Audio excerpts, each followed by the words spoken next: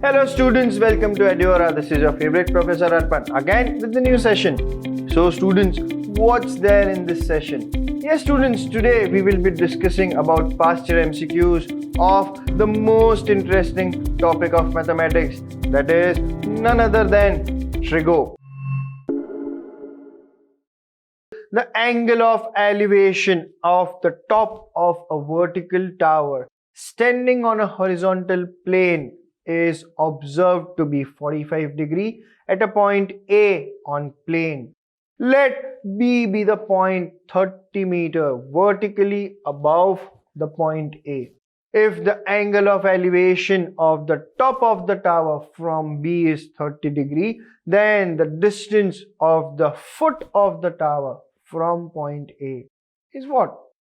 Option A, 15 into, put a bracket, 3 plus root 3. Option B, 15 into, put a bracket, 5 minus root 3. Option C, 15 into, put a bracket, 3 minus root 3. And option D, 15 into, put a bracket, 1 plus root 3. So students, again, JEE Mains 2019 MCQ. And how do we start?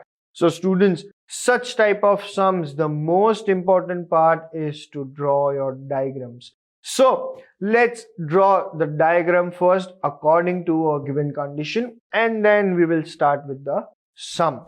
So students, according to the given condition, let's say this is some point A, that is the base. Let's say it is y meter. Then there is a height of 30 meter from point A to the point B. Similarly, students, there is an angle of elevation which is at 45 degree from point A. So let's say that 45 degree angle is here. Now we will join these 2 points. So when we join these 2 points, we get this point. Now students, there is one more angle of elevation from point B to the height of that tower.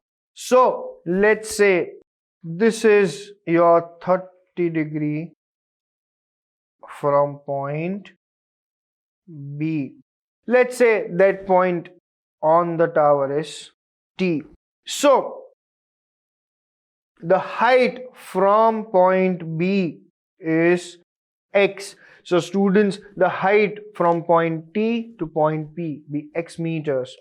Now along with that students, what do we get? So let's say the distance is y meters and the height is x meters. Now students, the distance of the foot of the tower we considered as y meters from point A. Now we have drawn a line BP which is perpendicular to ST such that PT is x meters. Now in triangle TP and B, so in triangle TPB, what is tan 30 students?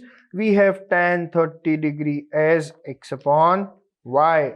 What is tan? It is opposite upon adjacent. So from this we get x as 1 upon root 3 into y, or you can say y upon root 3. Let's say this is your equation 1. Similarly students, when we consider triangle, so in triangle TSA, what will be tan angle? So tan 45 will be x plus 30 upon y. And what is tan 45? Nothing but 1. So from this we say y is equal to x plus 30. So let's say this is your equation 2. Now students, what next? So students, when we solve this equation, we get y is equal to 1 upon root 3y plus 30. So let's take y terms together, and when we take y terms together, we get 1 minus 1 upon root 3 is equal to 30. So from this we get the value of y as 30 root 3 upon root 3 minus 1. Now students, how to solve further? So let's take conjugate of the denominator to make it simple, or you can say to match the options. So when we take conjugate of the denominator, or you can say when we rationalize the denominator, we get 30 root 3 into root 3 plus 1 whole upon 3 minus 1. So students, from this, when we solve further, we get the value of y as 30 root 3 by 2 into root 3 plus 1, which is nothing but 15 into 3 plus root 3. So students, 15 into 3 plus root 3 is the correct answer for the foot of the tower from point A. So which option, students? None other than option A. And this is how we solve our sum. So students, easy? Yes. So now let's move on to the next MCQ. And what is the next MCQ? Let S be the set of all alpha belonging to real numbers such that the equation cos 2x plus alpha sin x is equal to 2 alpha minus 7 has a solution. Then S is equal to what? Option A, R. Option B, 1, 4. Option C, 3, 7. And option D, 2, 6. Now students, this is your JEE Main 2019 MCQ. And how do we start? So students, what is the equation? The equation given to us is cos 2x plus alpha into sin x is equal to 2 alpha minus 7. So how do we write it? Now students, if you see, one angle is 2x, one angle is x. That means we need to make all angles same. So let's apply half angle formula in cos 2x. So what is your half angle formula for cos 2 theta? Nothing but 1 minus 2 sine square theta. So we will write the next step as 1 minus 2 sine square x plus alpha into sin x is equal to 2 alpha minus 7. So students, after this, what do we do?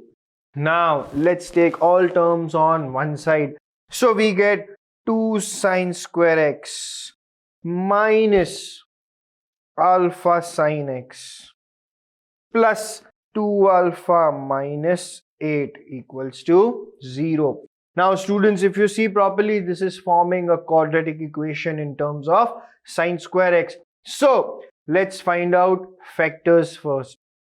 So how do we write? So we will write this as 2 into sine square x minus 4 minus alpha into sin x minus 2 equals to 0.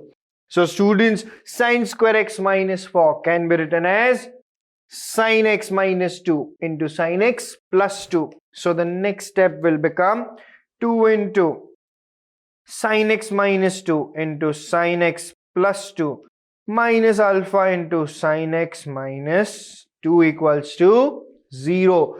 So students, from this we get sin x minus 2 into 2 sin x plus 4 minus alpha equals to 0. So from this, students, if we write sin x minus 2 equals to 0, that means sin x is equal to 2. But is it possible, students? No. Why? Because the maximum value of sin x is 1. So if we get sin x is equal to 2, that means that is not possible. So we will consider the second factor, which is sin x into 2 plus 4 minus alpha equals to 0. So when we rearrange this term, we get sin x is equal to alpha minus 4 upon 2. Let's say this is equation 1. Now students, what is the range of sin x? It is plus 1 to minus 1. That means we can say that sin x lies between minus 1 and 1. So if sin x lies between minus 1 and 1, that means alpha minus 4 upon 2 also lies between minus 1 and 1. So from this, what do we get? So when we rearrange again, we get minus 2 less than equal to alpha minus 4 less than equal to 2. So from this we get the value of alpha as 2 less than equal to alpha less than equal to 6. That means where does your alpha lie? So alpha belongs to 2 comma 6. And students, alpha belongs to 2 comma 6. That means what is the correct option? None other than option D. And this is how we solve our sum.